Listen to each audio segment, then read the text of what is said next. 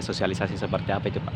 Oh ya, jadi setiap memang pelaksanaan ibadah haji kita melakukan pemantauan.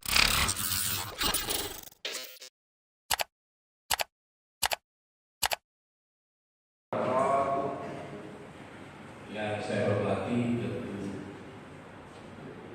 ketua ya, atau ketua yang kebetulan berasal dari Kabupaten Goa, jadi ketua TPHD, di TPHD, kepala UPT, amanah ini namanya, Kloter, pembimbing ibadah dan para medis terdiri atas dokter dan perawat.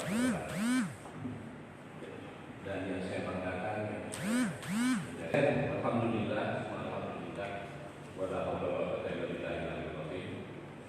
Ketua Kloter itu mewakili pemerintah pusat dalam hal ini untuk melayani jemaah, pembimbing ibadah, menjaga standar keselamatan Ustaz.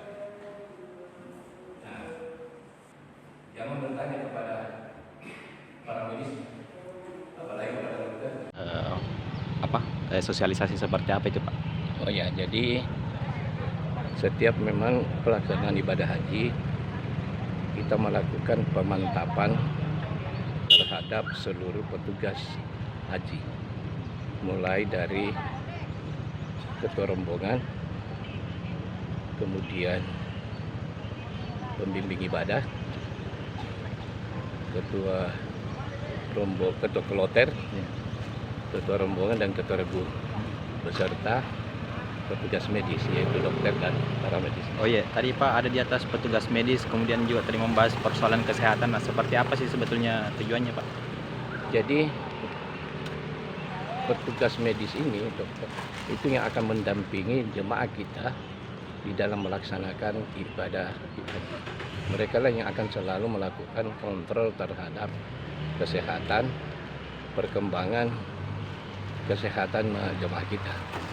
Oh, jadi mulai di asrama sampai pulang nanti, Iya. Tanah Suci sampai Iya. pulang lagi ikut terus. Mulai dari mulai setelah serah terima di asrama ini, Iya. diterima dari pemerintah kabupaten kota ke PPIH, itu sudah menjadi tanggung jawabnya ketua kloter, dalam hal ini ketua kloter pembimbing ibadah dengan tenaga medis. Kalau kayak ketua kloter sama ketua semua itu dari calon jamaah haji semua itu? Iya. Jadi kalau ketua rombongan dan ketua regu itu dipilih dari jemaah haji, calon jemaah haji. Sementara kalau ketua kloter, pembimbing ibadah dan tenaga medis itu ada seleksinya, dilakukan oleh pemerintah Kementerian Dalam ini.